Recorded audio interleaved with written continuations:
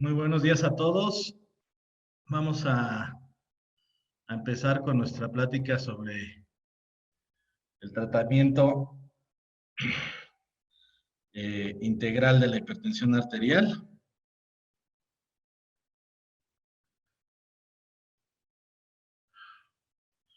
Muy bien. Bueno, pues las enfermedades cardiovasculares son la primera causa de muerte en el mundo. Se calculan alrededor de 17 millones de muertes al año por problemas cardiovasculares. Y bueno, claro que la hipertensión es la principal causante de enfermedades cardiovasculares y esta cifra pues va en aumento. De hecho no se ha visto retroceso, sino un aumento a tal grado que se calcula que esta cifra para el 2030 llegue a los 24 millones de personas en el mundo. Aquí, la que sigue. Ya picaste esta, ahora. Entonces decíamos que la hipertensión pues es la causa primordial de estos problemas cardiovasculares y está pues, altamente relacionada a problemas como el infarto, la enfermedad vascular cerebral o la insuficiencia renal. El problema es que de los pacientes con hipertensión arterial, solo el 68% están conscientes de su padecimiento y solamente el 27% tienen controlada su presión arterial. Ajá. Al principio, hasta antes de los 55 años, los hombres son los que más la padecen, pero después de los 55, la relación hombre-mujer se empieza a invertir. Y es importante mencionar que el reducir la presión arterial elevada va a aumentar por mucho la sobrevivencia de los pacientes. El reducir simplemente 5 milímetros de mercurio reduce hasta el 7% la mortalidad en estos pacientes. Es por eso la importancia de tratarlos adecuadamente. Aquí vemos, por ejemplo, la transición demográfica que se muestra en donde en los próximos años, pues cada vez va a haber más gente mayor. Podemos ver en el color verde cómo se va incrementando la cantidad de gentes arriba de los 50 años. Ajá. Y bueno, pues esto va a hacer que haya muchos más pacientes con este padecimiento. Aquí podemos ver la relación que hay entre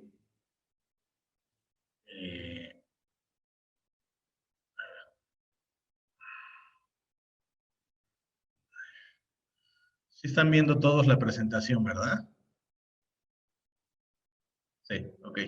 Aquí podemos ver claramente cómo van incrementándose de acuerdo a la edad, la, la presencia de esta enfermedad. Ajá. Vemos, por ejemplo, en relación a los hombres y cómo las mujeres a partir de los 55 años pues empiezan a presentar inclusive más que los hombres esta enfermedad. Uh-huh. Okay. Bueno, dice, bueno, eso es lo mismo que uno de cada 5 personas, uno de cada 4 adultos tienen hipertensión arterial. Y como lo decíamos, pues muchas no están diagnosticadas, otras no están bien tratadas. Ajá. Y solamente el 27% tienen un correcto tratamiento. Y pues la hipertensión, junto con otros factores, si existen otros factores de riesgo, pues todavía va a incrementar mucho más la posibilidad de presentar problemas cardiovasculares. Aquí están los otros factores de riesgo que pueden estar sumados a la hipertensión, como son la elevación del colesterol, la diabetes mellitus, el sedentarismo, ajá, el alcoholismo. Proteinuria se refiere a cuando está saliendo proteínas por el riñón. que ya es un dato de que empieza a haber alteraciones de riñón.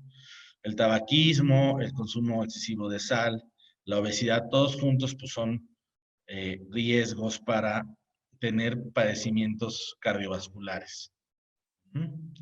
¿Qué tipos de hipertensión hay? Pues la principal, la más habitual, es la que llamamos primaria, esencial o idiopática, porque no hay una causa específica, ¿verdad?, que la explique.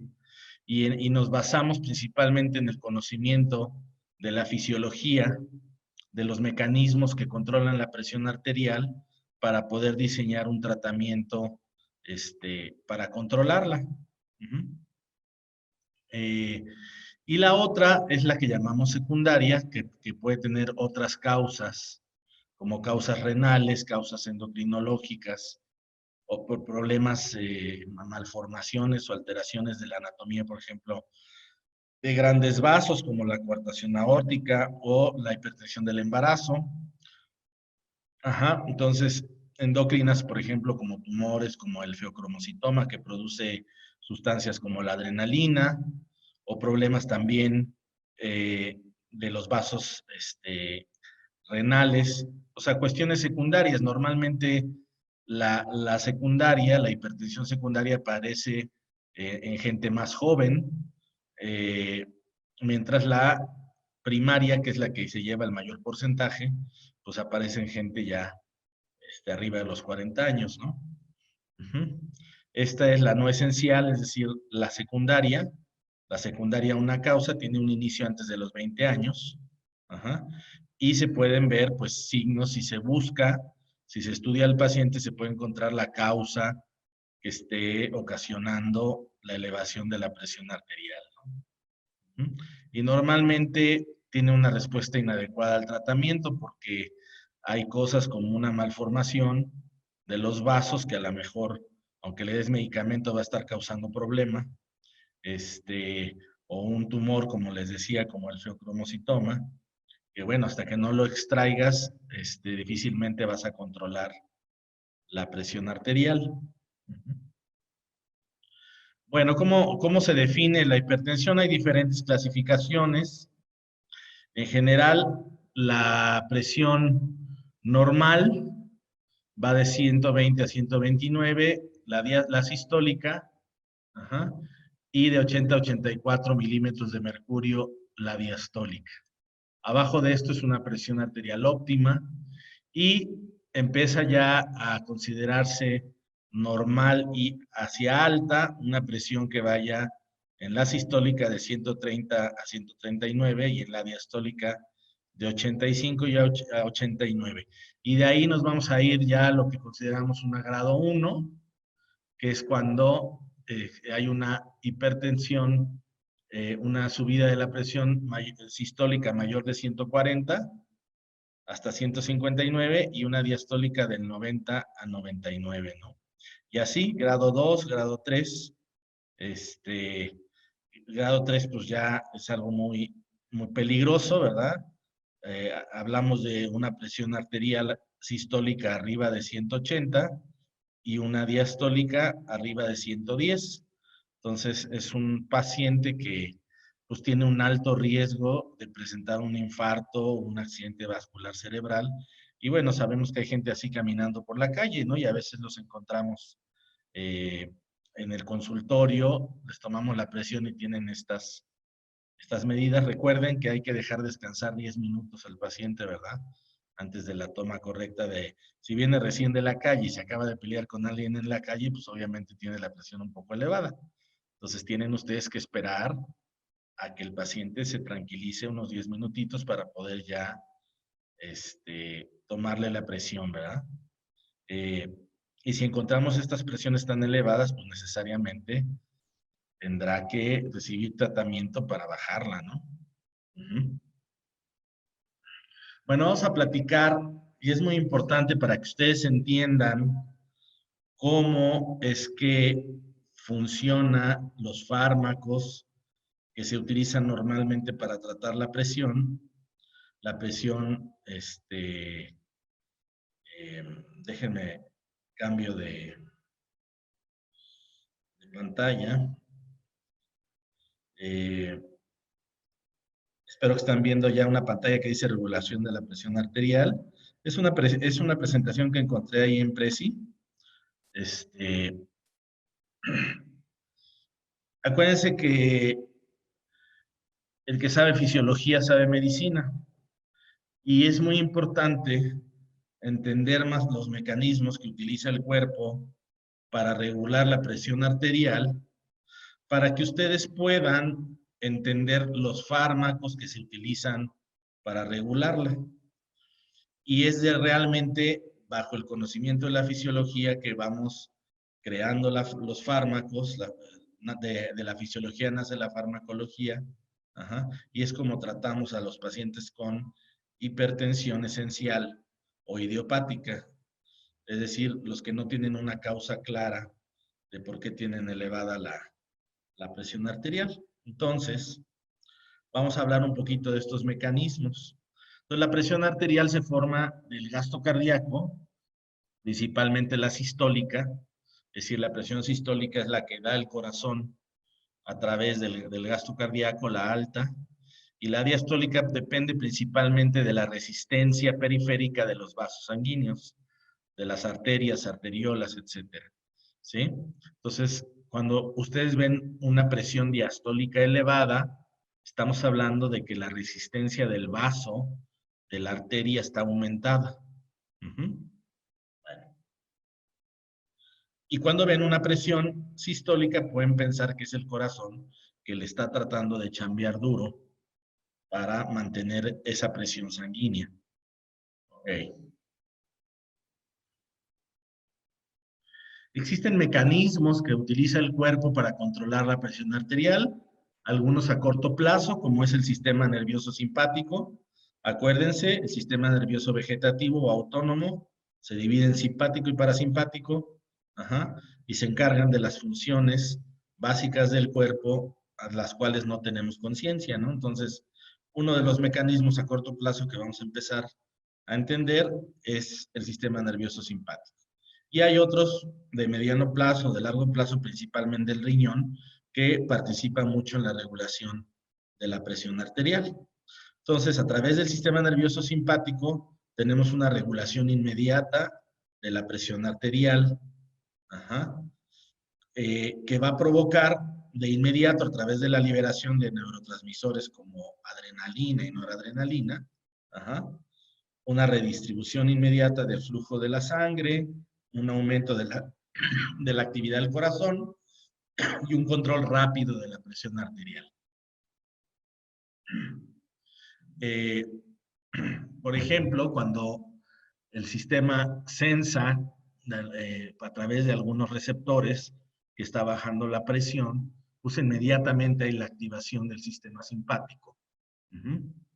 Hay una contracción de las arteriolas del cuerpo, aumenta la resistencia de los vasos, por lo tanto aumenta la presión. Es como si ustedes reducen el calibre de un vaso, pues inmediatamente aumenta la presión del líquido que tiene adentro, ¿no? Las venas y grandes vasos se contraen, desplazan la sangre a vasos periféricos, el corazón empieza a latir más fuerte y con más frecuencia. Okay.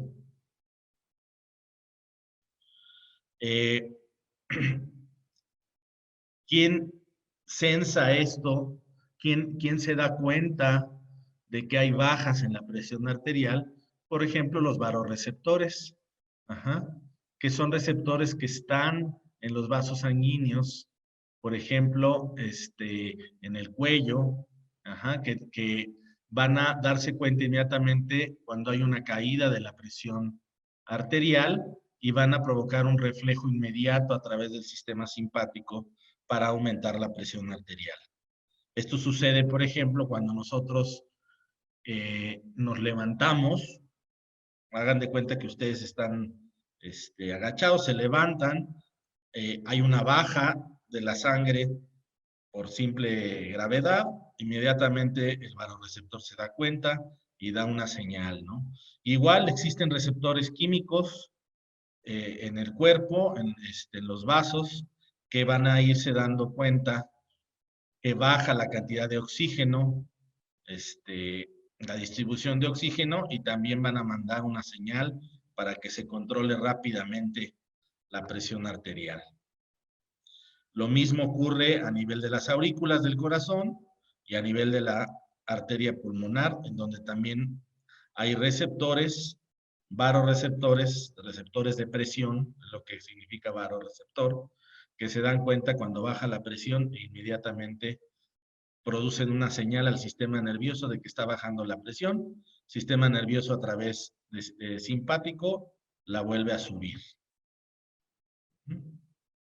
Para la regulación a mediano y largo plazo, principalmente tenemos al riñón. Y aquí hay un montón de sustancias y de cosas que participan, y va a ser importante que lo entiendan, para que entiendan cómo funcionan los diferentes fármacos que actúan en este tema, ¿no? Y no solamente los fármacos, otras sustancias también que vamos a ver. Bueno, el riñón se va a encargar de eliminar agua y de eliminar sal del cuerpo, ¿no? Y a través de esto, a ver, cuando se levantan, pregunta Héctor, eh, uy, Erika, no vi cuál anterior. Si quieres, después te paso el enlace ahorita les paso el enlace de esta presentación. Eh, Dice Héctor que cuando se levanta rápido hay un mareo y palpitación. Claro, esto es precisamente porque se siente la baja de la presión, los receptores lo captan e inmediatamente se te acelera el corazón y hay un aumento de la constricción de los vasos debido al simpático. De esta manera regulamos a corto plazo la presión arterial. A largo plazo, mediano plazo, les decía que el riñón juega un papel fundamental. Y aquí es muy simple, hay que entender que acuérdense de sus clases de química, de ósmosis, ¿verdad?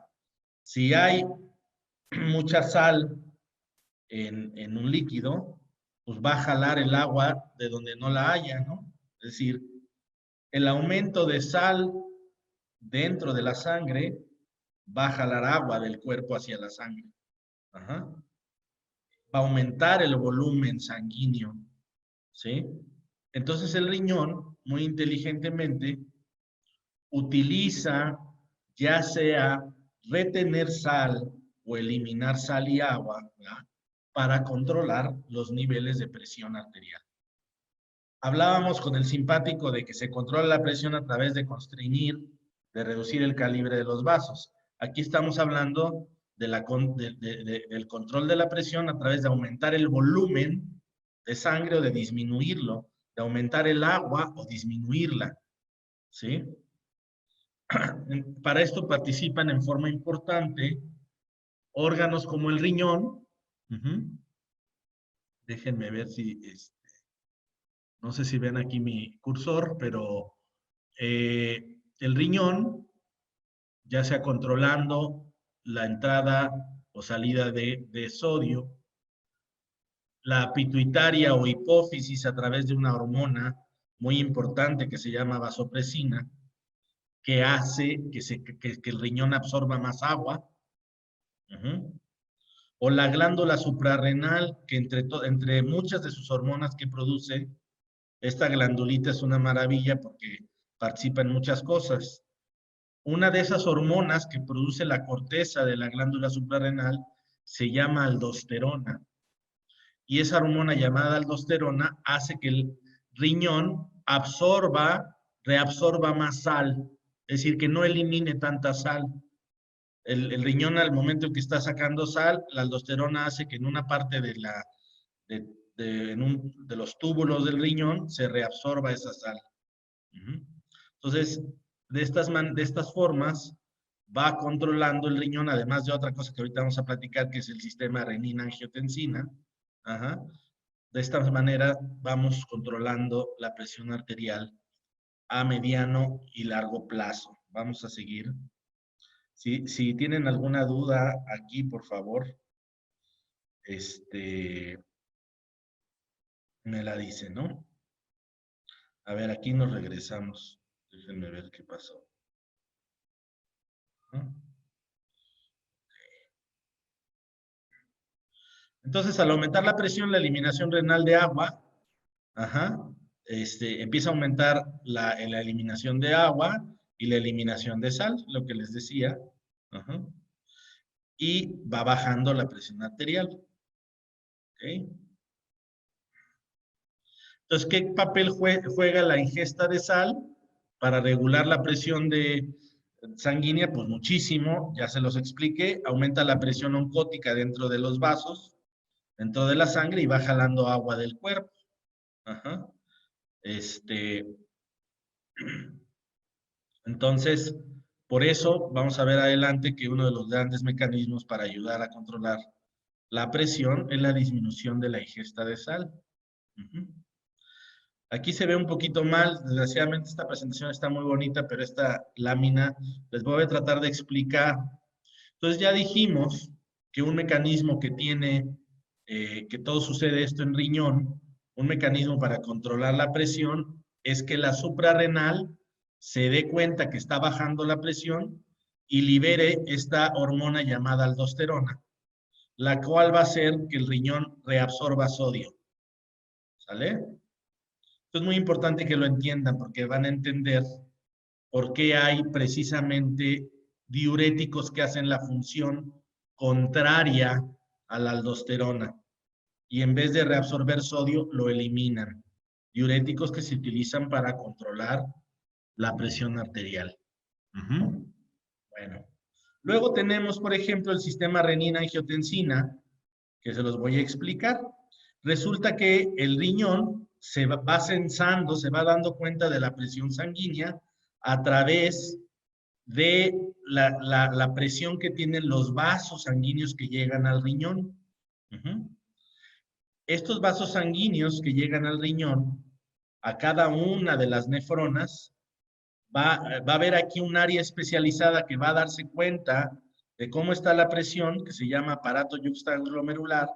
Son una serie de células que van a producir también una hormona muy importante que se llama renina.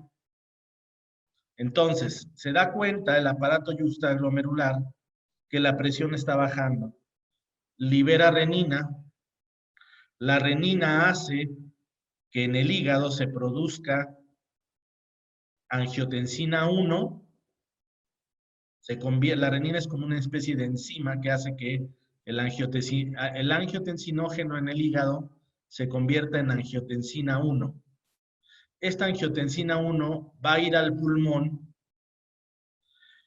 y también a través de una enzima que se llama enzima convertidora de angiotensina, se va a convertir en angiotensina 2. ¿Qué relevancia tiene tanto la enzima que la genera como la angiotensina 2? Muchísima. La angiotensina 2 se considera el vasoconstrictor más potente que hay en el cuerpo. Entonces, fíjense, la señal viene desde el riñón y se termina produciendo angiotensina 2 a través del efecto de la enzima llamada ECA, enzima convertidora de angiotensina. ¿Han ustedes conocido o visto el captopril o el enalapril? Bueno, pues estos se llaman, son fármacos que inhiben la función de la ECA, de la enzima convertidora de angiotensina. O, por ejemplo, ¿conocen el losartán o los que terminan en artán? ¿Verdad? Ah, bueno, pues esos son bloqueadores del receptor de la angiotensina 2. Por eso yo les platicaba que a través de comprender la fisiología es que se van desarrollando los fármacos. Entonces tenemos los inhibidores de la ECA, tenemos los diuréticos, tenemos los bloqueadores del receptor, perdón, de angiotensina 2, tenemos fármacos que actúan directamente en el vaso, por ejemplo, los bloqueadores de canales de calcio. Para que un vaso sanguíneo, una arteria, se contraiga, requiere calcio, requiere la entrada de calcio en sus células musculares y existen unos medicamentos que se llaman bloqueadores de canales de calcio que evitan que haya esa constricción, por ejemplo, ¿no? Entonces, bueno, esta es la fisiología del control del cuerpo. Aquí está ya más como esquemáticamente, ¿verdad?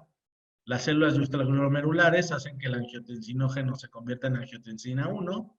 Luego, la ECA convierte esta angiotensina 1 en 2. Luego, la angiotensina 2, pues hace muchas cosas. Directamente hace que también se produzca más aldosterona, pero también directamente en los vasos provoca vasoconstricción.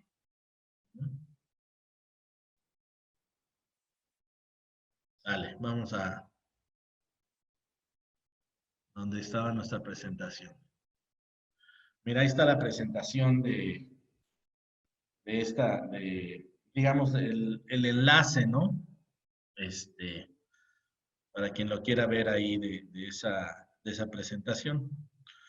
Esto es muy importante entenderlo para entender cómo funcionan algunas de las sustancias que utilizamos para controlar la presión. Ahorita que veamos el tratamiento, si me entendieron esta parte, pues vamos a entender qué es lo que hacen los medicamentos para tratar la presión arterial. Bueno, el problema de la hipertensión no es la hipertensión en sí misma, ¿verdad? El que aumente la presión, sino el daño que ocurre en otros órganos por este aumento de presión a todos los niveles. Entonces, aquí en este dibujo podemos ver cómo la hipertensión participa mucho en el origen del accidente cerebrovascular. Hemiplegia, embolia, apoplejía, como ustedes le quieran llamar o lo hayan leído, el accidente vascular cerebral se debe en mayor medida a una ruptura de vasos por aumento de la presión o en el otro tipo de accidentes que hay, a un émbolo que llega hacia arriba, un coágulo que llegue al cerebro.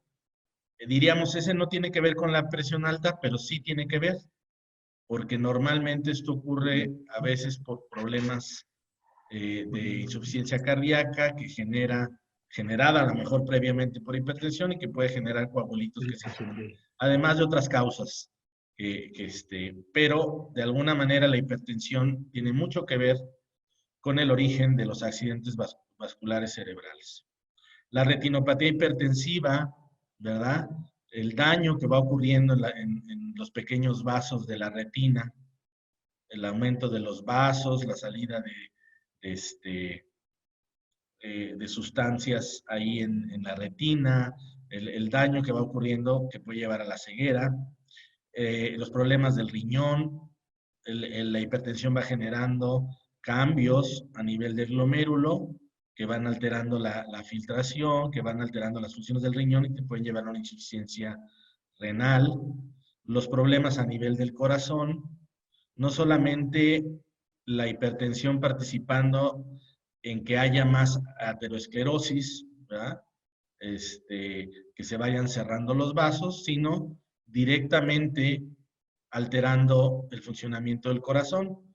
Es muy fácil de entender si ustedes piensan que el corazón es una bomba, si ustedes aumentan la presión, si ustedes le reducen el espacio de salida, al tubo de salida a esa bomba, pues la bomba se va a empezar a forzar, ¿no? Se va a empezar a forzar. ¿Y qué hace la bomba llamada corazón? Lo primero que hace es ponerse fuerte. Es como si hiciera ejercicio, le llamamos hipertrofia. Sus paredes se hacen gruesas, pero no muy funcionales. Hagan de cuenta un tipo todo trabado así, que no puede luego ni moverse bien.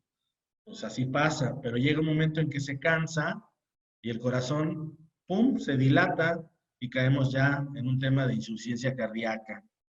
¿verdad? Todo por este aumento de presión, este aumento este aumento de resistencia, ¿verdad?, que tiene el corazón para expulsar la sangre debido a la hipertensión arterial. Le llamamos aumento de la postcarga, ¿no? Y también a nivel periférico, que es el punto de más abajo de esta laminita, pues el daño que va ocurriendo a nivel de los vasos de las arterias periféricas, Ajá. En donde se van cerrando se va generando arteriosclerosis, etcétera, y el paciente empieza a sufrir, empieza a tener incapacidad para caminar grandes distancias, le llamamos claudicación intermitente, y puede llegar inclusive a que ya no haya buena circulación en la pierna, son piernas muy delgadas, con piel muy delgada, se empiezan a poner medio rojas, luego medio moradas y pueden llegar hasta la gangrena, ¿no? Ujú. Y necesitar amputación, entonces el problema arterial periférico. Todas estas cosas va causando la progresión de la hipertensión arterial. ¿Cuál es el tratamiento convencional? Pues la modificación del estilo de vida, el tratamiento farmacológico, cuyo objetivo pues, es bajar de 140 a 90, aunque en pacientes con otras complicaciones como la diabetes, que juntas van a ser, pues, causantes importantes de problemas cardiovasculares, pues todavía se busca bajar la presión arterial un poquito más, ¿no? Entonces, bueno, hay diferentes esquemas de tratamiento, también van cambiando con el tiempo. En general, se inicia eh, con un medicamento, por ejemplo, aquí dice que en el estadio 1 se inicia con un diurético, posteriormente ya se agregan más de un medicamento, al principio, pues son sobre todo modificaciones de estilo de vida, ajá, pero conforme va aumentando la presión arterial y todo eso, se va agregando un fármaco, dos fármacos, tres fármacos, hay diferentes esquemas eh, de tratamiento, ¿no? Eh, es muy importante en los pacientes con hipertensión identificar factores de riesgo cardiovascular, ya hablamos de ellos, les vuelvo a decir, o sea, factores que junto con la hipertensión todavía aumenten la posibilidad de que los pacientes tengan un problema cardiovascular, ¿no? Como cuáles, el tabaquismo, el índice de masa corporal mayor a 30, la inactividad física, el sedentarismo, los problemas de los lípidos en sangre, el aumento de colesterol, de triglicéridos, la diabetes, los datos de que ya el riñón está arrojando más cantidad de lo normal de proteínas, como la albúmina, la edad mayor de 55 en hombres y mayor de 65 en mujeres, y la historia familiar de muerte súbita por algún problema cardiovascular, ¿no? Determinar también si ya hay daño en alguno de los órganos blancos, ya hablamos en la otra diapositiva, de la retina, el corazón, el cerebro, etcétera. Uh-huh. Y sobre todo, y en pacientes jóvenes y eso, pues descartar otros factores que podrían estar aumentando también en los pacientes grandes, pero hay algunos factores, como ya dijimos, que puedan ser causantes de una hipertensión no primaria o idiopática, sino una hipertensión secundaria, como el feocromocitoma o un síndrome de Cushing, en donde hay una exagerada producción de cortisol en el cuerpo. El cortisol es muy similar a la aldosterona, entonces también empieza a provocar un aumento de presión arterial, problemas como la coartación de la aorta, la producción exagerada de aldosterona, es como un tumor, digamos, en la glándula suprarrenal, la inducida por drogas, es decir, hay drogas como la coca, ¿verdad?, que aumentan la presión arterial, uh-huh. Las apneas del sueño, o enfermedades como el hipertiroidismo, que también pudieran asociarse a un aumento de la presión arterial. Uh-huh. ¿Cuáles son las modificaciones que se recomiendan? Pues reducción de peso, por cada 10 kilogramos de peso que se reduce, se considera que se pueden bajar de 5 a 20 milímetros de mercurio de presión arterial. Uh-huh. Una dieta adecuada, ahorita vamos a hablar más de esto. Reducir la ingesta de sodio, o sea, de cloruro de sodio, irla sustituyendo por otras formas como el cloruro de potasio. La actividad aeróbica de al menos 30 minutos al día, empezando 4 días a la semana. Ajá. La moderación, la disminución del consumo de alcohol. Ujú. Eh, Mucha gente se asocia el aumento de la presión a la falta de sueño, es decir, a la falta de descanso. Ajá. Eh, Esto, el sueño insuficiente provoca un aumento de la actividad del sistema simpático. Entonces estás como más irritable, más alterado y con una mayor tendencia al aumento de la presión arterial. Y desde luego las técnicas para manejar el estrés. Claro, las hipertensiones reactivas o como empieza un paciente a desarrollar hipertensión, pues tiene que ver mucho con el estrés, con al ratito que hablemos de medicina china, eh, la medicina china dice que la ira, ¿verdad? Es un causante ahí importante del ascenso de calor de hígado, ¿verdad? Y esto pues lo podemos interpretar en algunos pacientes como un aumento de la presión arterial, ¿no? Entonces, las técnicas para manejar el estrés, la llamada medicina corporomental, que al ratito vamos a platicar, también es importante. Entonces, les decía que los fármacos que convencionalmente se utilizan en medicina, pues son explicados a través de la fisiología. Entonces, ya vimos a los diuréticos que van a ser como van a tener una postura contraria, van a ser como contrarios a la aldosterona, y lo que van a expulsar es sodio, a veces algunos otros minerales. Eh, Son de cuidado los diuréticos, ¿verdad? Hay unos muy potentes, hay unos que llegan a bajar el sodio más de lo normal, y créanme que un paciente con hiponatremia, o sea, con baja de sodio, se siente sumamente mal. Ajá. Los inhibidores de la ECA, la enzima convertidora de angiotensina, como ya dijimos, como el captopril, en enalapril, los beta bloqueadores, ¿a qué se refieren?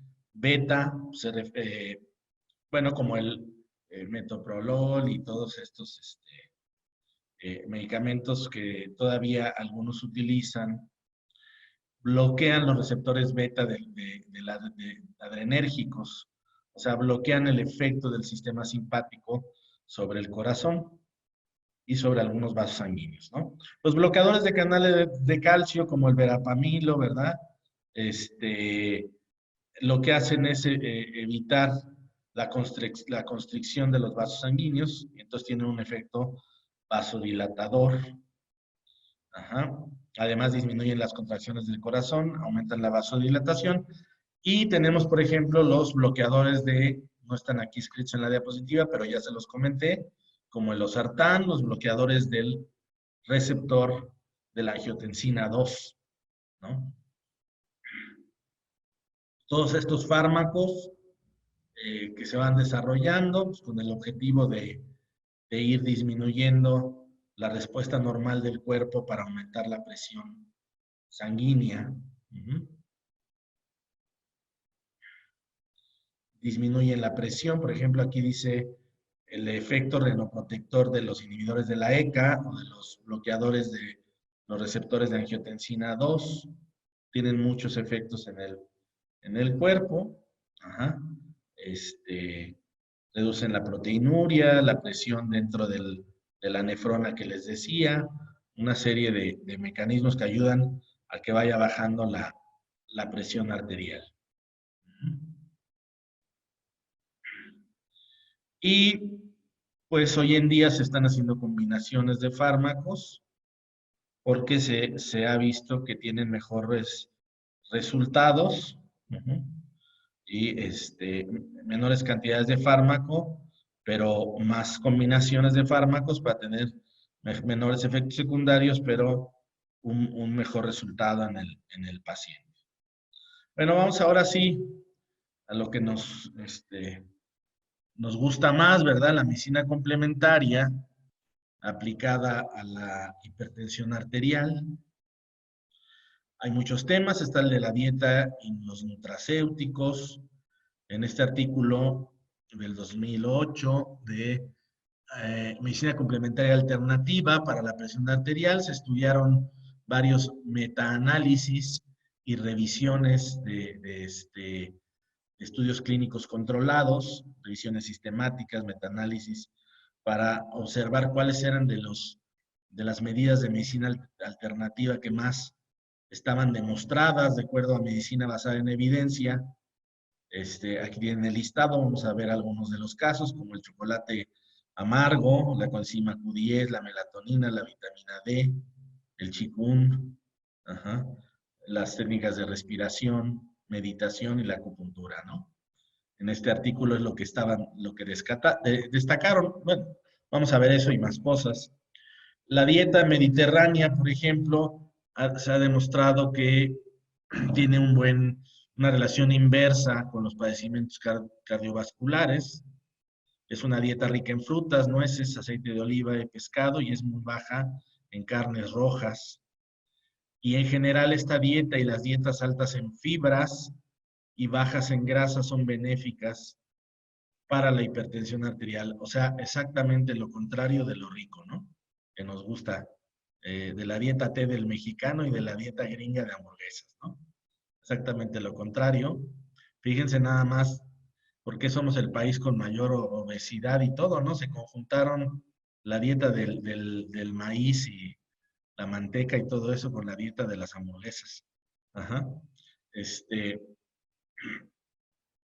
El chocolate, la cocoa, pues fíjense, utilizada por mesoamericanos desde la época prehispánica para tratar dolor e inflamaciones.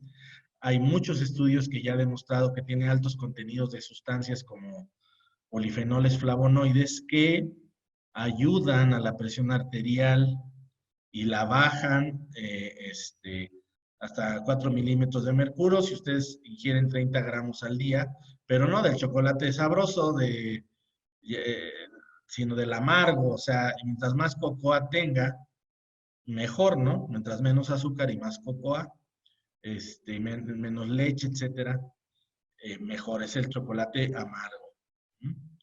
Al parecer, el mecanismo que ya se ha dilucidado es que aumentan la actividad de la sintasa del óxido nítrico. No les platiqué del óxido nítrico, se me pasó en la parte de fisiología. Acuérdense que un vaso sanguíneo, la capa más interna es el endotelio, luego viene la capa muscular y finalmente la adventicia, ¿verdad? La capa más exterior. El endotelio, pues hoy en día se ha visto que tiene muchas funciones. Una de esas es la de producir óxido nítrico. El óxido nítrico funciona como un neurotransmisor que hace que la capa muscular se dilate. Entonces, mientras más óxido nítrico hay ahí, más vasodilatación va a ocurrir. Uno de los problemas graves es que las enfermedades crónico-degenerativas, ya hemos hablado, que están muy relacionadas a un estrés oxidativo. Cuando hay muchos radicales libres, cuando hay estrés oxidativo, se disminuyen importantemente las cantidades de óxido nítrico. Y ya no cumple esta función de producir vasodilatación. ¿Okay? Entonces, el chocolate aumenta la actividad de la enzima que construye óxido nítrico. La coenzima Q10, se ha visto que hay pacientes con hipertensión que tienen disminuidos los niveles de coenzima Q10. En un metaanálisis se concluyó que tomar de 60 a 120 miligramos diarios logra disminuir, fíjense, hasta 15 milímetros de mercurio la presión arterial. La coenzima Q10, entre otras cosas, pues es un antioxidante muy bueno. La melatonina. Hay varios estudios que han encontrado esta relación entre la melatonina y la presión arterial. Las disminuciones de presión sanguínea en la noche son consistentes con variaciones de los problemas cardíacos. ¿A qué se refiere? Que los pacientes que no se relajan sus vasos, que no tienen disminución de la presión arterial en la noche, son los que más infartos tienen, por ejemplo.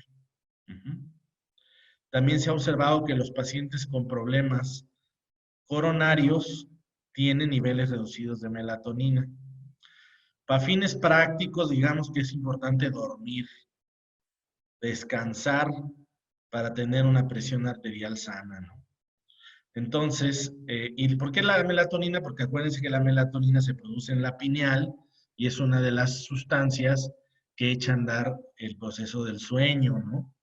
Pero también hace muchas cosas. Por ejemplo, activa a las enzimas que son antioxidantes, como la superóxido dismutasa. Entonces, estas enzimas se activan durante la noche, ayudan a reparar tu cuerpo, limpian de radicales libres y en general el sueño es el mecanismo que tiene el cuerpo para recuperarse, ¿no? Es muy importante. Y se ha visto que suplementar con melatonina, 2.5 miligramos al día, puede reducir hasta 5 milímetros de mercurio la presión arterial. Uh-huh. La vitamina D. La vitamina D se ha encontrado que inhibe la producción de renina. Ya ahorita ya me entienden muy bien qué es la renina. Y bloquea la proliferación del músculo liso vascular. O sea, el engrosamiento de la pared de las arterias. La deficiencia de vitamina D, también en estudios de cohorte, que son estudios muy fuertes, metodológicamente hablando, son estudios en donde sigues durante mucho tiempo a las personas.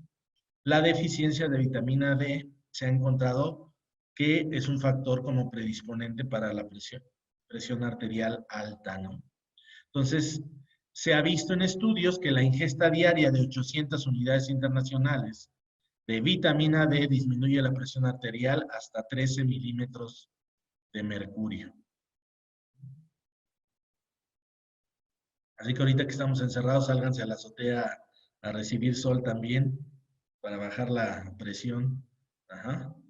Bueno, el magnesio, fíjense qué maravilla, el magnesio, muy buenos efectos en muchas cosas, ¿eh? No solamente, la otra vez estaba viendo un artículo sobre que lo utilizan como no tienen en algunos países pobres estos antitrombóticos cuando hay infartos, han visto que el magnesio durante el infarto a grandes cantidades tiene muy buen efecto en las arterias coronarias.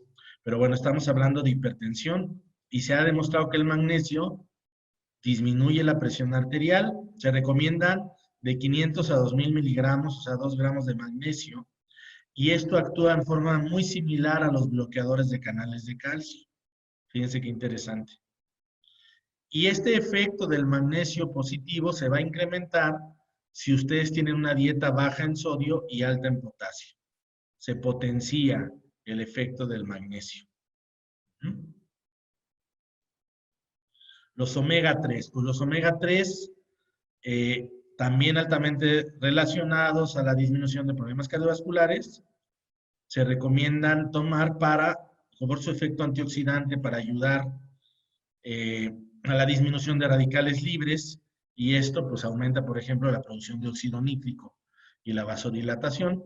Entonces, hasta 1 gramo al día, ¿no? Se pueden tomar hasta 2 gramos al día.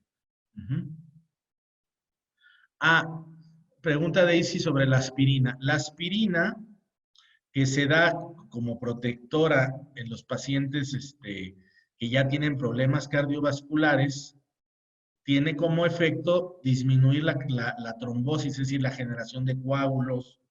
Acuérdense que en un infarto, el evento final que causa ya el taponamiento completo de la arteriola coronaria es un sangrado dentro del vaso sanguíneo.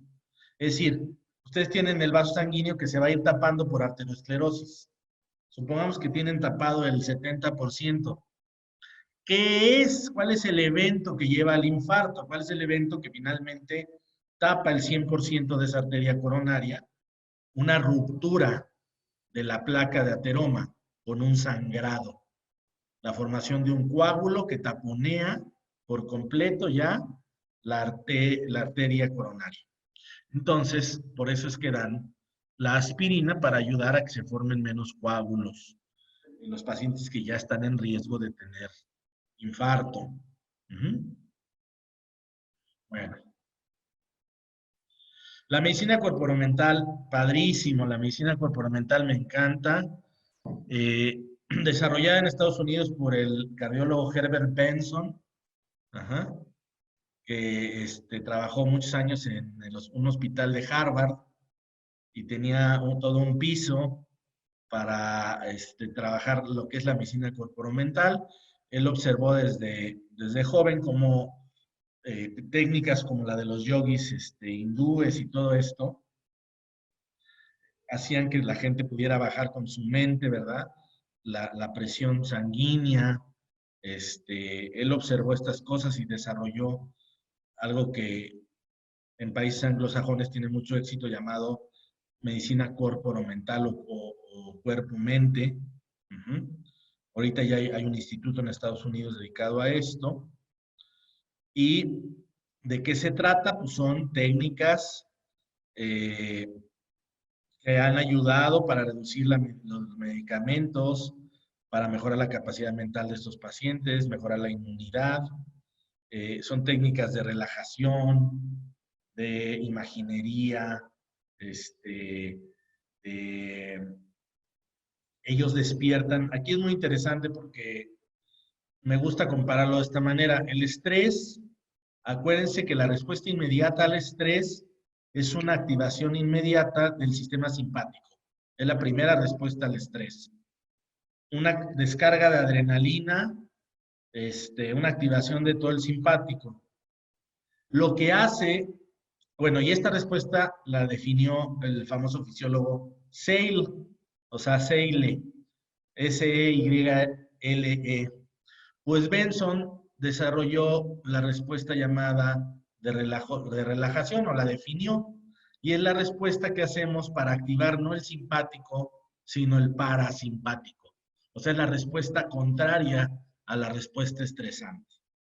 Entonces se han dedicado ya por algunas décadas a estudiar cómo podemos evocar la respuesta de relajación. Y hay técnicas para que aunque andes en el camión, ya estés practicando y haciendo cosas para activar tu parasimpático y mantenerte este, más tranquilo, sin menos activación del simpático. Y desde luego que en problemas como la hipertensión tiene mejoras, y no solamente ahí, se ha visto en aspectos inmunológicos, en rendimiento intelectual, memoria, etcétera. Elevan la producción de neurotransmisores, mejoran la actividad cardiovascular, ya dijimos la hipertensión, disminuyen problemas como la ansiedad, disminuyen la tensión muscular. Entonces, todo esto llamado eh, intervenciones corporomentales, que pueden ser desde cosas muy modernas como conectarte a un aparato de biofeedback, en donde tú aprendas con tu relajación a bajar tu presión arterial, hasta técnicas ancestrales como el Qigong, ¿no? O como la yoga, como la meditación trascendental. Aquí les saqué de este mismo artículo que les presenté, que hay suficientes estudios, hay un metaanálisis que demuestra que el Qigong reduce hasta 8 milímetros de mercurio la presión diastólica, y la meditación trascendental también, ¿no? Entonces son técnicas ancestrales de relajación que evocan esta respuesta del parasimpático y que ayudan en el control de la presión arterial. Herbolaria. Híjole, herbolaria está inmenso, ¿no? Solo traigo algunos ejemplos y les traigo unos artículos que bajé, que pueden ustedes buscar para que vean la cantidad de plantas que ya han mostrado su efecto. Aquí el espino blanco me interesa que lo conozcan porque es la alternativa a los medicamentos que se utilizan cuando el paciente ya tiene insuficiencia cardíaca. Sobre todo grado 1, grado 2, el espino blanco se ha visto que mejora la capacidad de contracción del corazón. Uh-huh. Un poquito como hacen, no sé si sepan o ya hayan visto que los pacientes ya con insuficiencia utilizan glucósidos cardíacos como la digoxina y todo esto. Bueno, pues esta es la alternativa natural cuando hay los primeros grados de insuficiencia cardíaca, el espino blanco, ¿no? Ajá. que a través de ya sustancias muy reconocidas, tiene este efecto,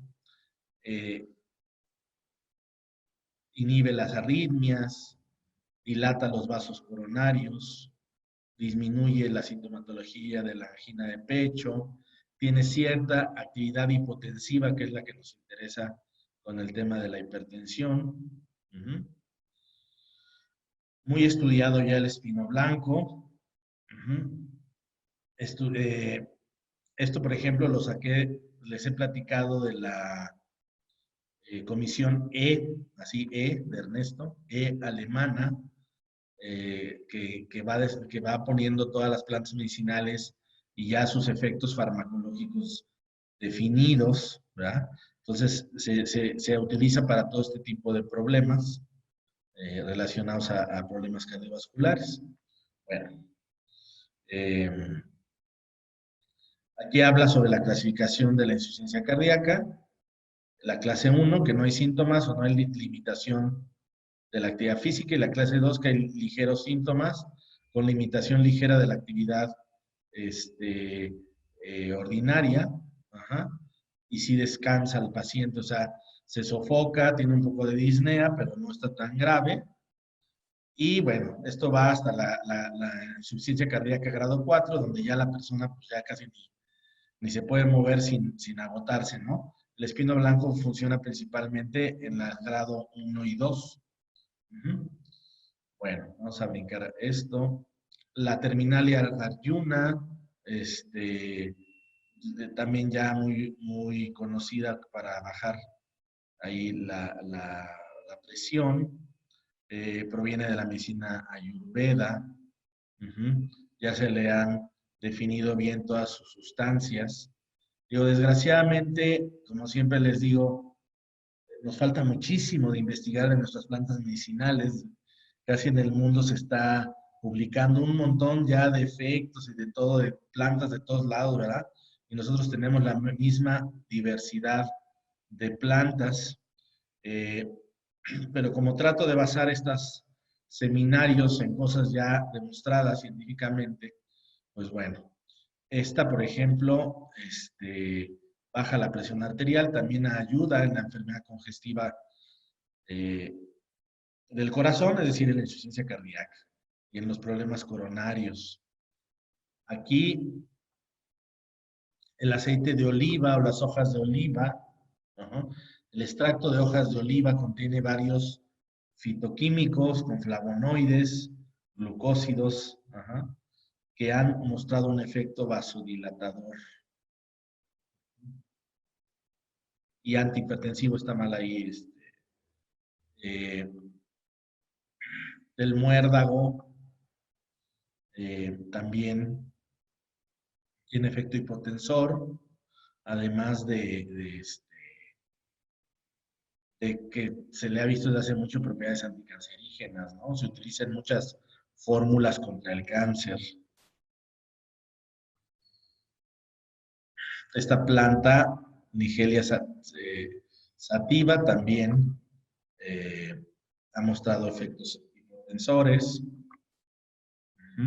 La famosa reserpina, donde se sacaba uno de los fármacos primeros que se utilizaron en la farmacología convencional para bajar la presión arterial.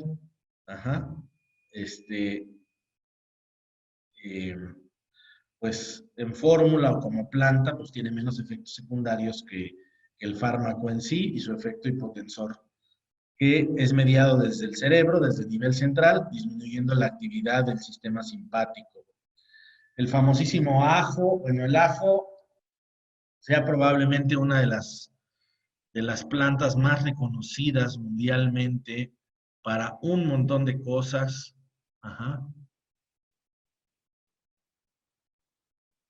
¿Cuáles suben la presión cuando uno la tiene baja? Déjame pensar, ahorita te contesto. Probablemente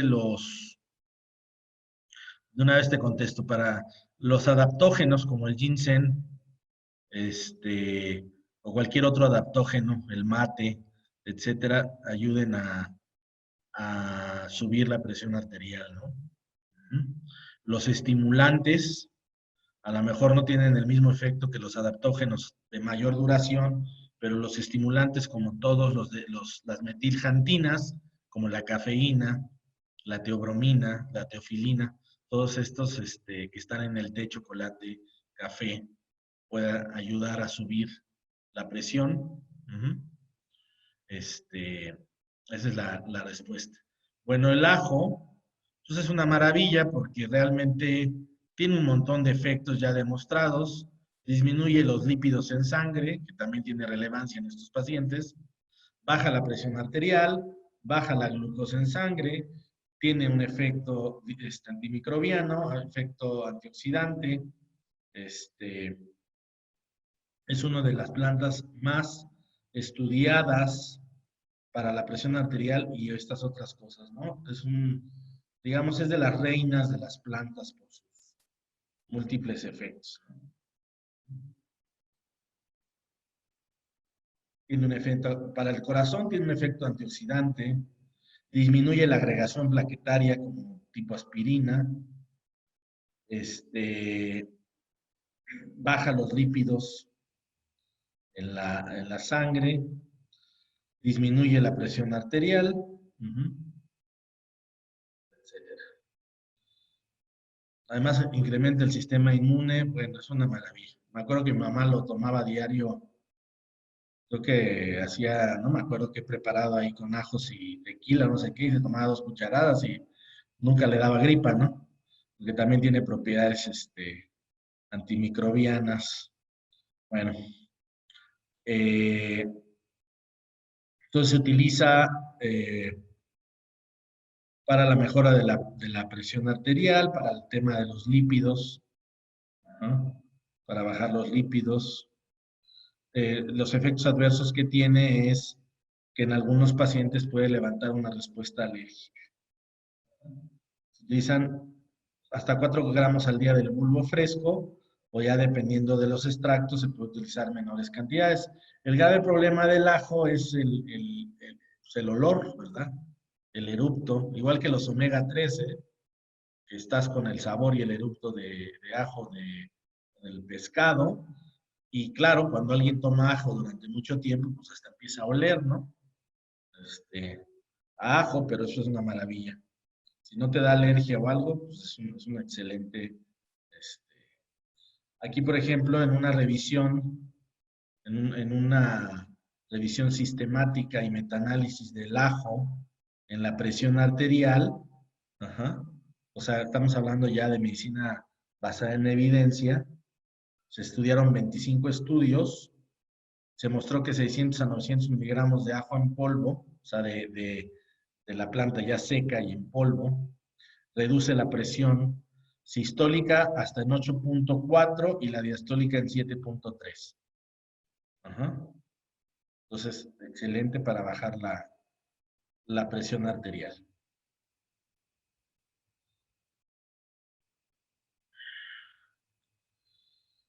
Aquí tenemos un esquemita donde hay algunas plantas de las que les platiqué y cuál es su mecanismo. Por ejemplo, reduciendo la resistencia periférica, o sea, un efecto un poquito como los bloqueadores de canales de calcio, o mejorando la contractilidad del corazón. Y bueno, saqué estos artículos si quieren checar la referencia del 2016. Hay uno que es parte 1 y parte 2. Dice hierbas antihipertensivas y sus mecanismos de acción. Son 2 articulotes enormes con un montón de tablas donde pueden ustedes ver ya decenas de plantas medicinales en el mundo que han probado tener un efecto antihipertensivo y tiene descrito perfectamente cuál es ese efecto antihipertensivo. Entonces, entre los efectos antihipertensivos que se pueden encontrar en las plantas medicinales, en este dibujo están marcados que muchas tienen que ver con la reducción del estrés oxidativo, incrementando los antioxidantes, otras inhiben a la enzima convertidora de angiotensina disminuyen la producción de angiotensina 2. Algunas tienen efectos directos que dilatan los vasos sanguíneos. Ajá. Y algunos tienen efectos sobre la glándula suprarrenal. Y en conjunto, pues muchas plantas medicinales que se han observado pueden mejorar la vasodilatación y disminuir la vasoconstricción de pacientes hipertensos. Ajá. Pues bueno, les copié nada más algunas de las tablas. Aquí tenemos casi en todos los casos. Aquí tiene plantas con efectos antioxidantes. ¿Quién está en la cabeza? El ajo. Ajá. La andrographis, tienes aquí el té, ¿no? La Camellia sinensis. Una planta china que es buenísima, muy reconocida, el coptis, el perejil, ¿no? También. Luego, plantas que dice aquí, son plantas que tienen efecto vasodilatador. También está el ajo. Ajá.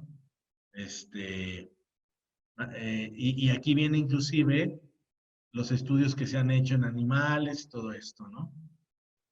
O, por ejemplo, estas son plantas que tienen efecto antiinflamatorio, usadas en la hipertensión. Igual está el ajo, ajá, el perejil. Aquí tiene el Panax, o sea, el ginseng. Fíjense que yo dije, me sacó de onda un poquito porque el ginseng yo he leído que sube la presión arterial. Y estaba hablando que depende de la dosis. En dosis bajas, el ginseng sube la presión arterial, pero en dosis mayores baja la presión arterial. Eso está interesante, ¿no? Uh-huh. Bueno. O plantas antihipertensivas con efecto antiproliferativo, es decir, que disminuye la musculatura, que no crezca el grosor del vaso sanguíneo, ¿no? Entonces, y se repiten muchas de estas plantas. Está, por ejemplo, aquí la salvia, que también es una planta excelente utilizada para la presión arterial. Yo aquí les platico, por ejemplo, que me acuerdo cuando estaba en China y vi pacientes de accidente vascular cerebral. Los chinos les pasaban salvia por la vena, entonces ustedes veían el suero verde y el líquido verde era un extracto de salvia para aplicarlo en forma intravenosa en los pacientes con accidente vascular cerebral, ¿no?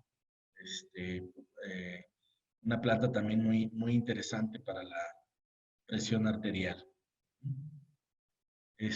O plantas que tienen efecto diurético, ¿no? Que son capaces de también disminuir, por ejemplo, concentraciones de sodio en sangre. Ajá. La medicina tradicional china. Bueno, la medicina tradicional china, dice que de un artículo que chequé, que en China más del 71.2% de los pacientes que han experimentado medicina occidental o medicina tradicional china, o la unión de las dos, prefiere el enfoque principalmente integrativo. O sea, me gustaría aquí platicarles, pues, de qué se puede hacer, ¿no? Yo estuve en un hospital de tercer nivel de enfoque integrativo y podía estar el cardiólogo, sacar el diagnóstico convencional, sacarle su electrocardiograma, lo que ustedes quieran al paciente, también hacerle su diagnóstico tradicional observando la lengua, palpando el pulso, etcétera, y podía a lo mejor empezar con una fórmula de herbolaria. Si no era suficiente la fórmula, a lo mejor le agregaba un inhibidor de la ECA, un captopril o alguna cuestión así, para ya controlar al paciente. Eso es medicina integrativa. ¿Qué es lo que más se utiliza en China para el tratamiento de la hipertensión? Pues la herbolaria, desde luego, porque es el principal recurso terapéutico, aunque como les he comentado aquí en Occidente haya entrado primero La acupuntura, pues la herbolaria es el principal recurso en China de la medicina tradicional, ¿no?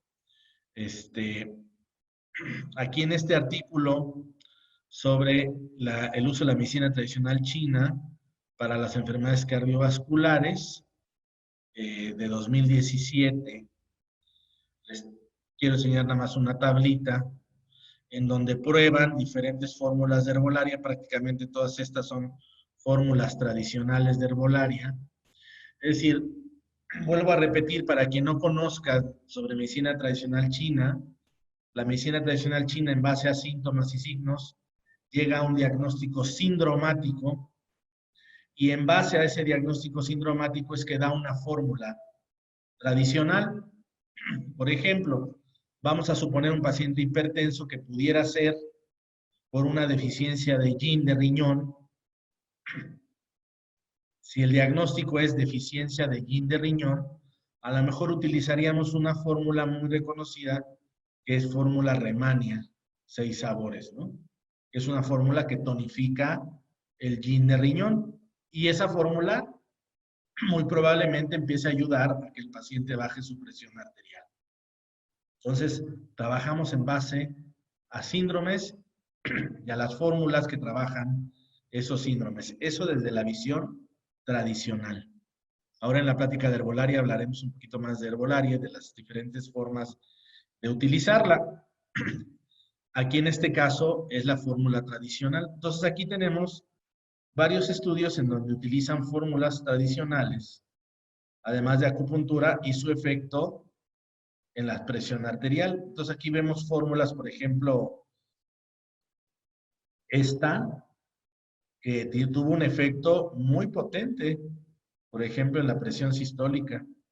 Entonces, aquí está el cero, digamos, y cuánto bajó la presión.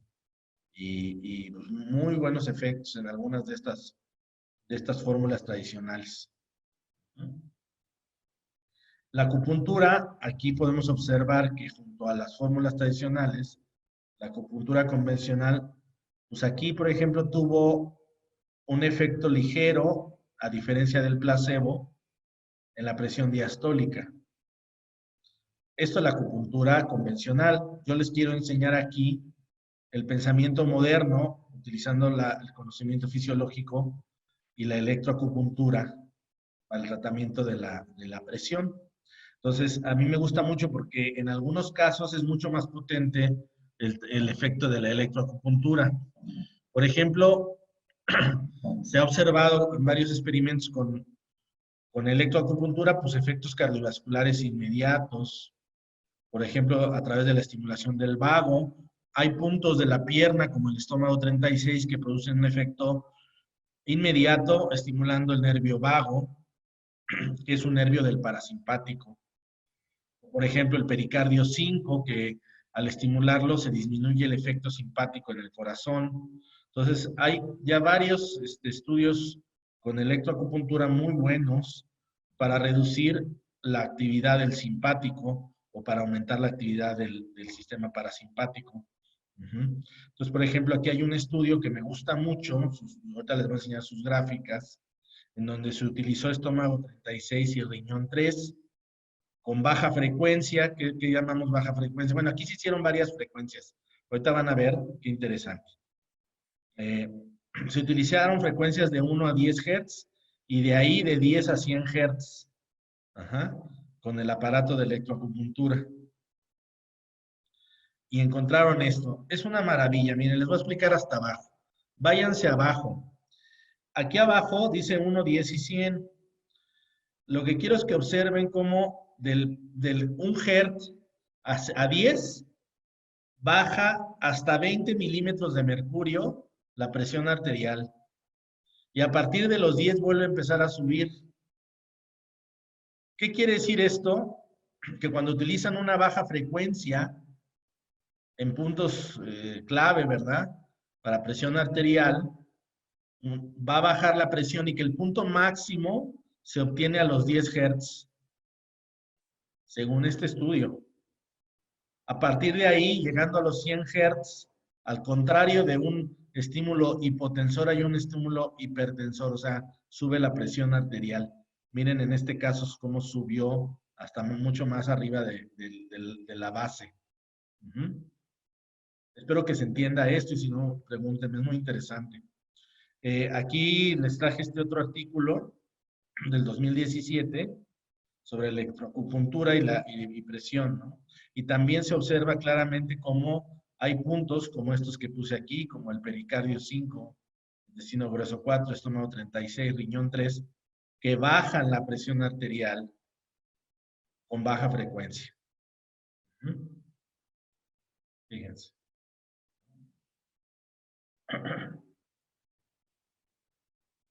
Bueno, entonces, puntos periféricos principalmente, como intestino grueso 4, pericardio 5, estómago 36, riñón 3, todos conectados al aparato de electroacupuntura con baja frecuencia. 4 Hz, 5 Hz, 10, no más de 10 Hz.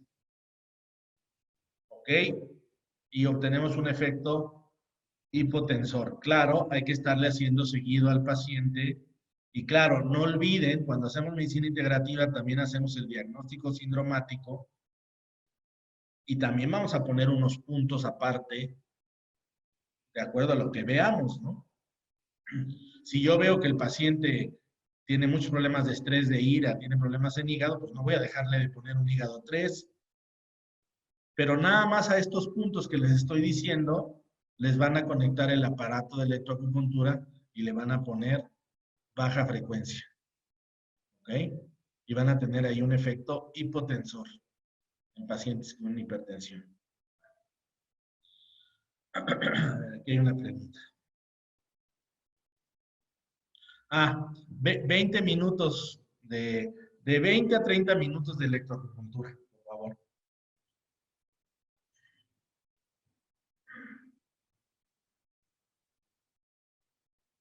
Baja frecuencia. Baja frecuencia es la respuesta, o sea, 4 Hz, 6 Hz, depende de lo que marque tu aparato, pero necesariamente baja frecuencia, porque la alta, la 100 Hz o algo así, al contrario, va a provocar el efecto contrario. ¿Qué frecuencia de sesiones? Si se puede 2 veces a la semana sería ideal al principio y luego ir espaciando, y si no, pues 1 vez a la semana, ¿no? Pero es mejor 2 veces a la semana para que se vaya sumando el efecto. ¿Ok?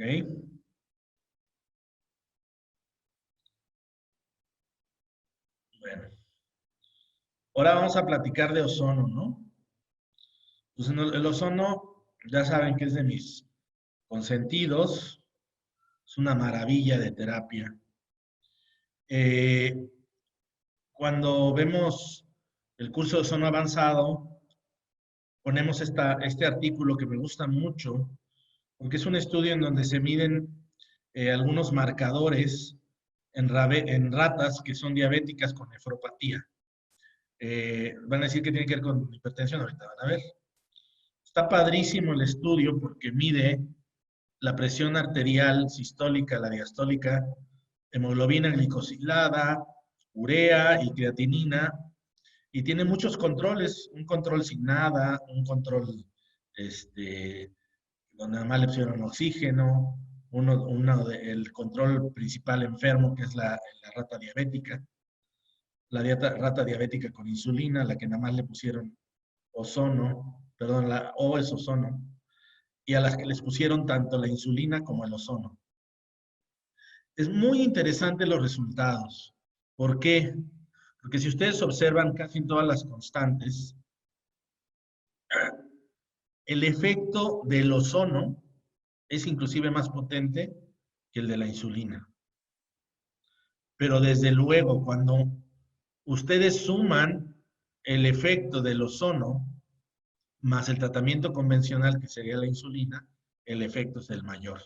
Es decir, esto es medicina integrativa, ¿verdad? La medicina alternativa junto con la convencional, el efecto es mucho mayor. Pero a mí me llamó muchísimo la atención en este estudio cómo el ozono inclusive tenía efectos mejores que tanto en creatinina, en urea, etcétera, no en el caso de la hemoglobina glicosilada, pero sí en presión sanguínea y eso, todavía más potente que la insulina.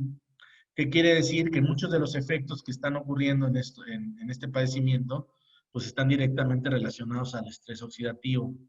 Y ya hemos hablado muchas veces que el ozono, uno de sus principales efectos, es el incremento en la actividad antioxidante del cuerpo.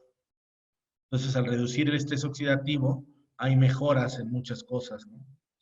Pero el efecto combinado del tratamiento convencional con el ozono es el que más potencia tuvo.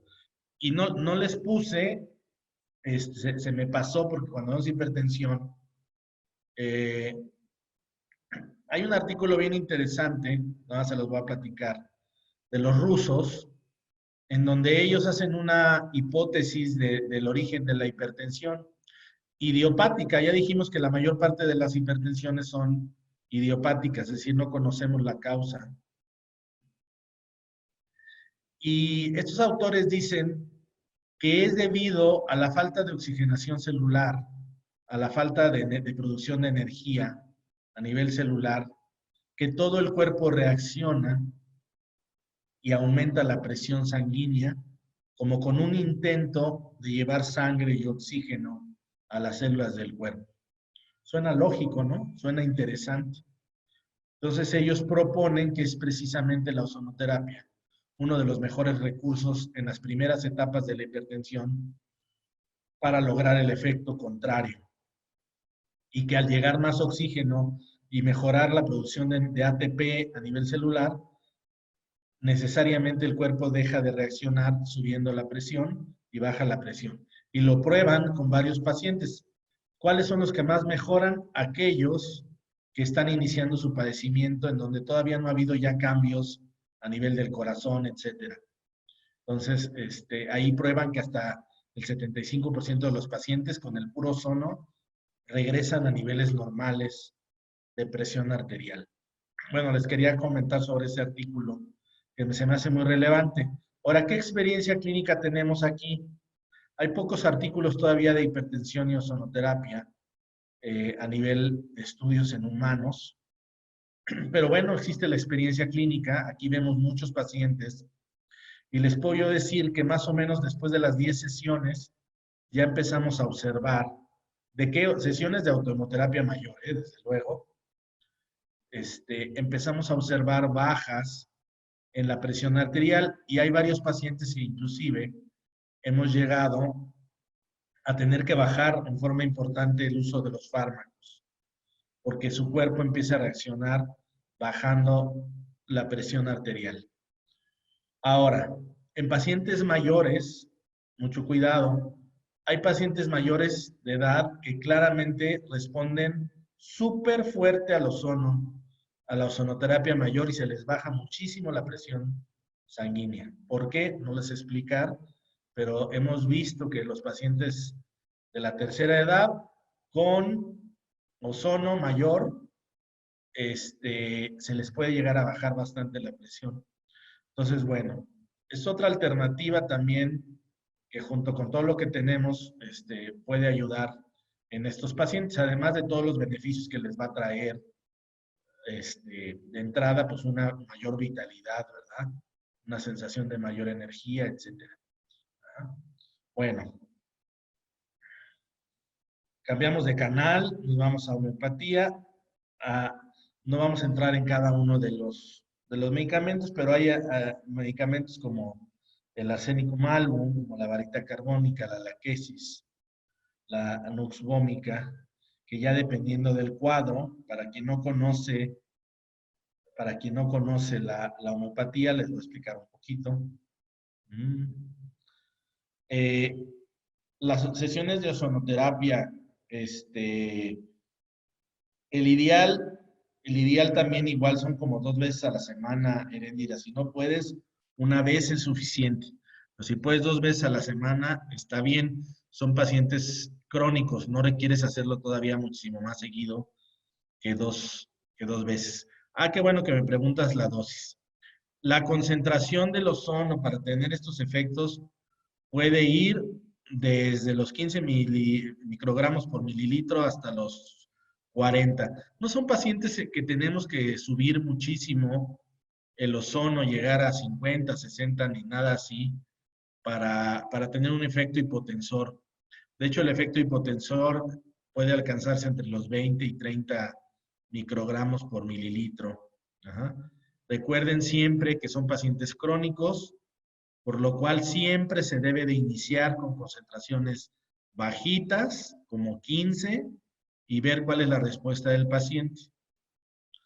Siempre les digo, hay 3 tipos de respuesta. El paciente no sintió nada, quiere decir que te falta un poquito de concentración. El paciente se sintió muy bien, le aumentó la energía en la tarde de ese día o al día siguiente, quiere decir que empezaste en la dosis ideal. O el paciente se sintió muy cansado con lo que le hiciste, quiere decir que empezaste con una dosis alta para él.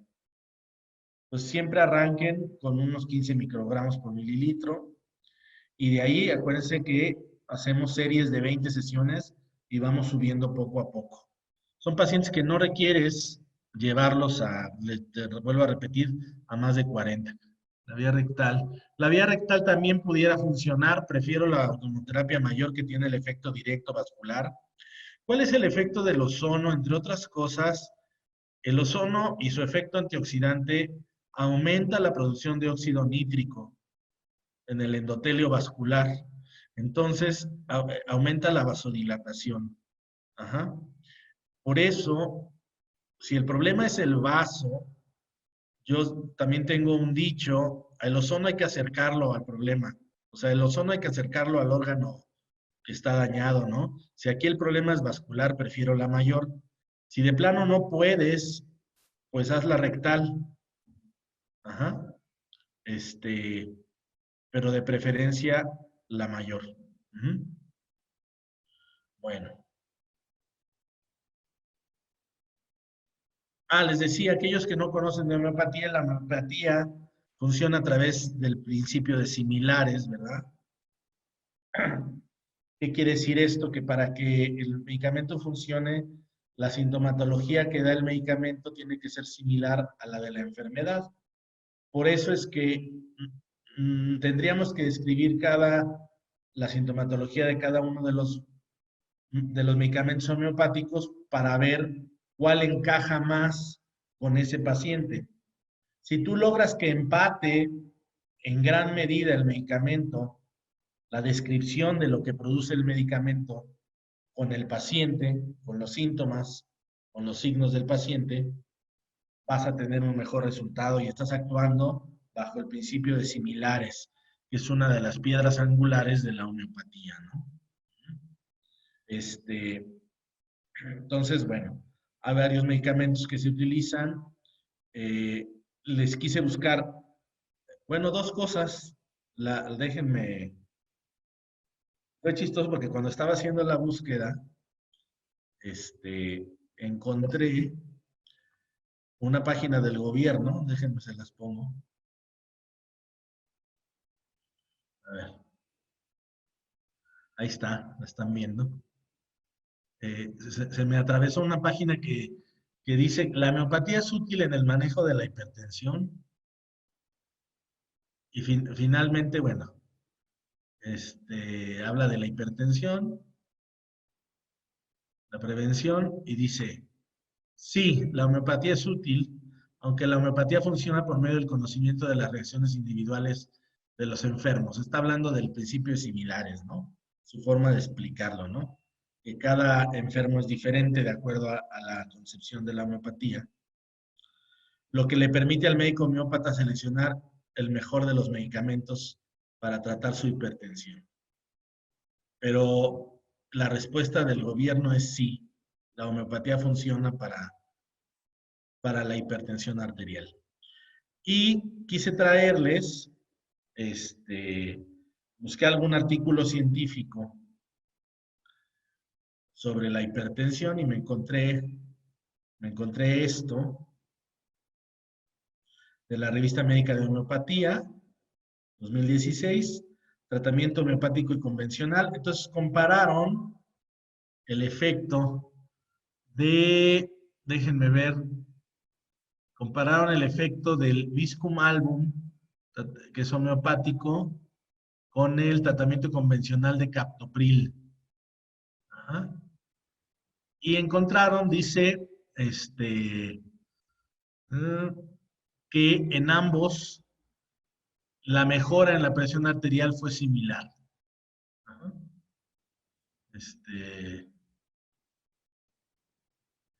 Que el efecto de la homeopatía duró un poco menos en los pacientes con homeopatía, el efecto en la presión. Ajá. Y ya, ¿no? Entonces, pues era nada más que vieran un artículo científico que muestra, por ejemplo, cómo eh, es similar el efecto de la homeopatía. Claro que no está siguiendo las reglas de la homeopatía porque a todos les aplicaron la misma, ¿no? Y de alguna manera, pues eso va en contra de la idea homeopática de que cada paciente es individual, ¿no? Y tendríamos que conocer cada paciente para saber qué medicamento ocuparles. Aquí a todos les dieron Viscum album y a los otros captopril. Pero bueno, encontraron un buen efecto en estos pacientes.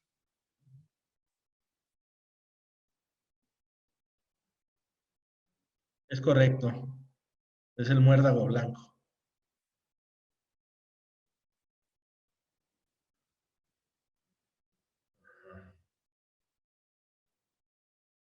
Bueno, no sé si tengan alguna pregunta, algún comentario.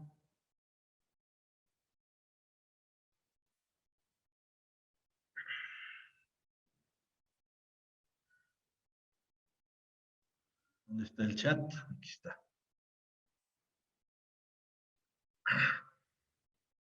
Profe, buenos días. ¿Y la auriculoterapia? La auriculoterapia, igual que la acupuntura, ha mostrado algunos efectos ahí, digamos, científicamente hablando, un poco, algo ligeros, digamos, para bajar la presión, aunque si aplicas, por ejemplo, también la electroacupuntura en puntos auriculares, vas a encontrar un mejor efecto, más potente. Yo soy un defensor de la electroacupuntura. Yo sé que en muchos casos la manual y la electroacupuntura muestran efectos similares, pero la electro aumenta o potencia mucho el efecto acupuntural. Ujú. Dice Claudia, o no sé, además de la dieta, ¿qué otros hábitos se pueden cambiar para tratar la hipertensión? Pues definitivamente el aumento de actividad física, o sea, el ejercicio de al menos 30 minutos al inicio, 4 veces a la semana, que puede ir aumentando paulatinamente. Ujú. Y, y la práctica de técnicas corporomentales es muy importante en hipertensos, como la meditación, el yoga, el qigong, técnicas que aumenten el estado de calma. El mindfulness, claro, es una técnica corporomental. Todas estas técnicas que hagan que la persona pues tome las cosas con mayor calma, se estrese menos o se prenda menos, ¿verdad? En ira, etcétera, van a ayudar muchísimo a que baje la presión arterial de estos pacientes. Ajá. Eh,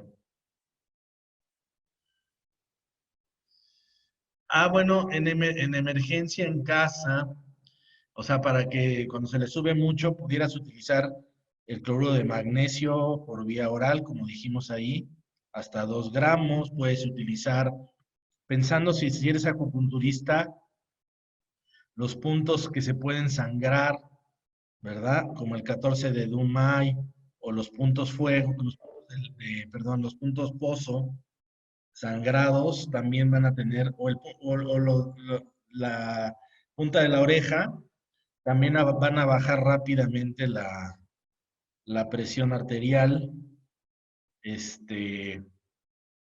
Y ahorita me surgió, con tu pregunta, creo que ya se les platiqué, que una vez estaba yo, me hicieron encabronar porque yo no me enojo, ¿no? Me hacen enojar.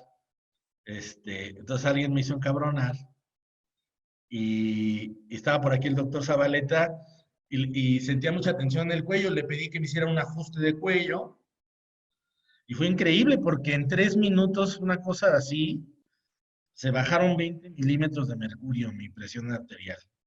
O sea, en un ajuste de cuello osteopático se bajó muchísimo, ¿no? Este, y otra cosa, la, en ese momento buscar un estado de relajación. Miren, la técnica más simple que ha descrito, por ejemplo, Herbert Benson, para empezar a entrar en un estado más de relajación y les va a servir en sus pacientes, es muy simple. Es la respiración profunda, tratando de llevar el aire a la región del Dantien, o sea, abajo del ombligo, eh, 3 veces.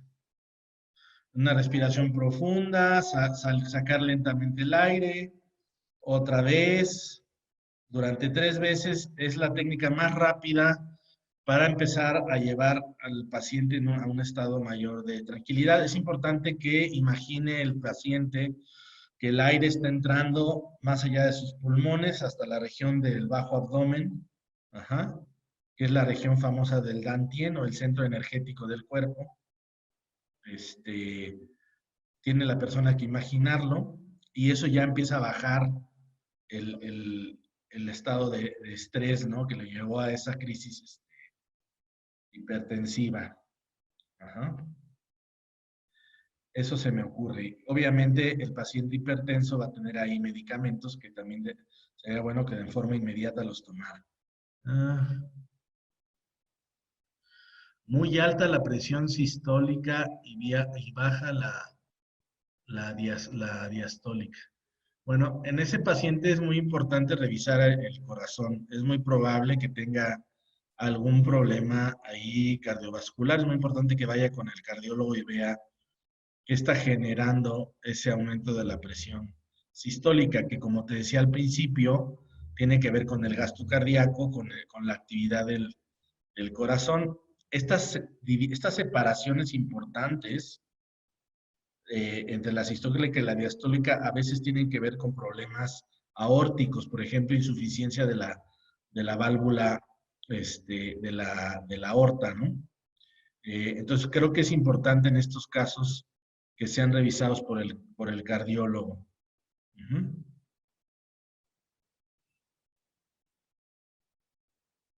¡Wow! ¿Qué tipo de masaje? No sé mucho de masaje, pero un masaje relajante sería muy, muy bueno. Ahora acuérdense, y qué bueno que tocaste ese tema, porque me llevaste a otra cosa de la pregunta que me hicieron al principio. Acuérdense que el provocar náusea inmediatamente provoca un efecto vagal, es decir, tocarte la campanilla, ¿verdad? Inmediatamente da una respuesta vagal y eso puede ayudar a bajar la presión. Y te digo, del masaje no sé, pero no tiene que ser un masaje que provoque dolor ni molestia de ningún tipo. Tiene que ser alguna técnica de masaje que sea relajante y ese es el que va a ayudar a bajar la presión. Ajá. Gracias, Sandra.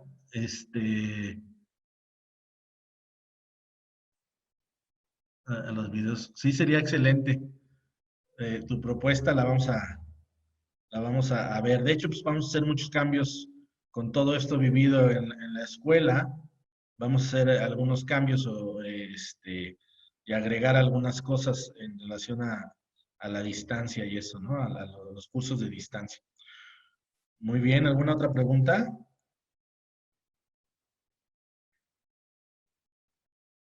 Por eso parto desde el principio de cuál es la fisiología de la presión arterial y todo, Sandra, porque trato de, pues, aunque dependiendo del nivel de cada quien, vayan agarrándole la onda, ¿no? Ujú.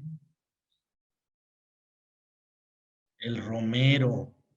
El romero en caso, no conozco si el romero suba la presión, la verdad. Ahí sí me agarraste en curva.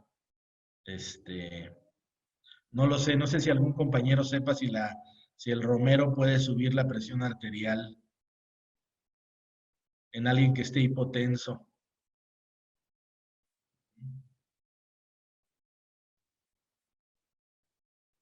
Sí, el romero puede subir la tensión arterial. Ok. Muy bien. ¿Alguna otra pregunta?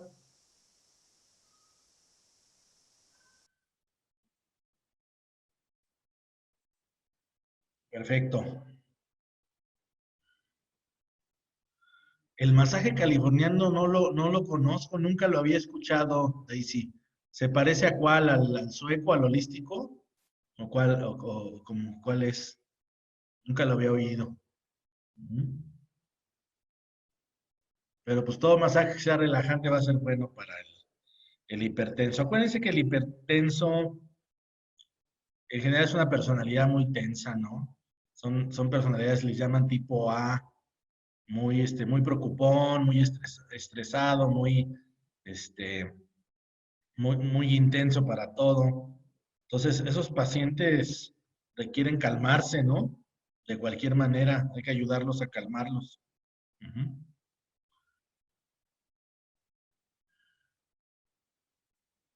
Ah, bueno, ¿cómo afecta la presión en zonas altas? Bueno, mm, Los tomates. los pacientes que ya tienen problemas cardiovasculares, sí se les recomienda, por ejemplo, bajar a, a- a lugares menos altos que Toluca o la Ciudad de México, ¿no? Este, Tiene que ver con la presión barométrica y todo eso. ¿Cuántas sesiones? Ah, la, decíamos que 2 sesiones de ozonoterapia mayor, si se puede, y si no, mínimo una a la semana. Y tienes que ser paciente porque no es de las primeras cosas, o sea, el ozono si se lo pones para un dolor de rodilla, inmediatamente se le va a quitar en muchos casos. En la hipertensión arterial, para que tú ya veas efectos hipotensores, tienes que esperar un poquito, por lo menos unas 10 sesiones, y ya vas a empezar a ver, a menos que sea viejito, donde sí les da a veces muy rápido el efecto hipotensor. Ajá. Ah, ¿por cuántas semanas? Acuérdate que son series de 20 sesiones. 20 sesiones por lo menos. Después, si tuviste buenos resultados,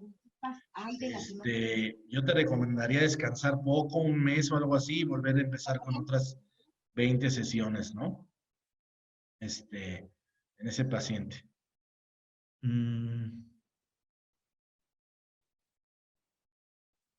Perfecto. Salvador agregó que sí, el romero actúa contra la hipertensión también. O sea, está muy bien, ¿no? Se ve que es una buena planta.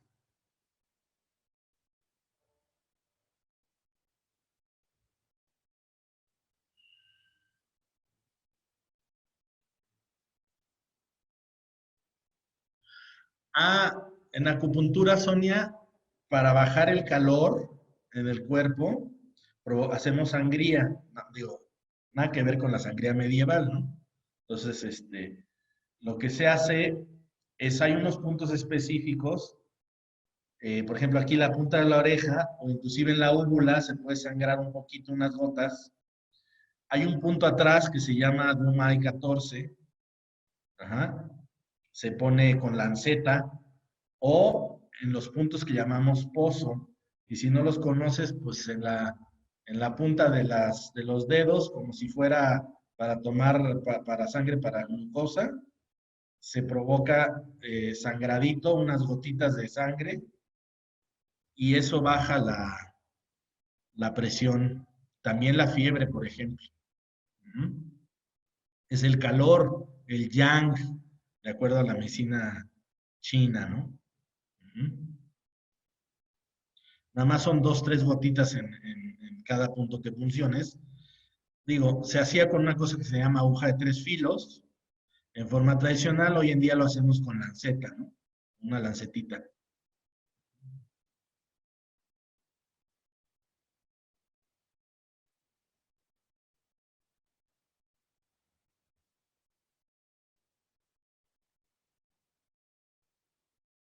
Ok.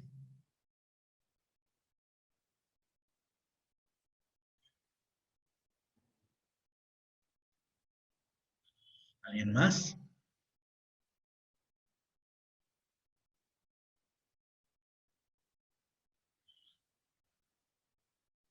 Perfecto, pues nos vemos la próxima semana, creo que nos toca herbolaria. Y bueno, vamos a ver qué vamos a seguir eh, viendo. Yo creo que sería interesante estar viendo diferentes enfermedades y su tratamiento alternativo, dejarlo esto ya como establecido o algo así, porque también resultó muy bueno porque es una manera de unirnos todos, aún los que están en las 3 sedes, ¿verdad? Es una manera de unirnos en estas pláticas y también de integrar un poquito las diferentes terapias que enseñamos en la escuela. Entonces, vamos a ver qué hacemos para darle continuidad a esto. Bueno, pues les agradezco mucho su presencia. Nos vemos en la siguiente. Que pasen buen fin de semana. Gracias, maestro. Gracias, doctor.